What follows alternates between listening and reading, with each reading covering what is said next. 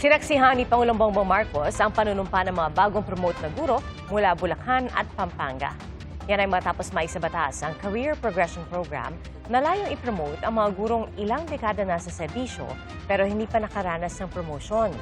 Naroon din sa seremonya si Education Secretary Sunny Angara at mga lokal na opisyal ng Pampanga at Bulacan. Sila, para sa akin, ang guro, ang pinaka-hardworking public servant ng atin sa buong pamahalaan. Hindi ako papayag na hindi masuklian ang inyong sakripisyo.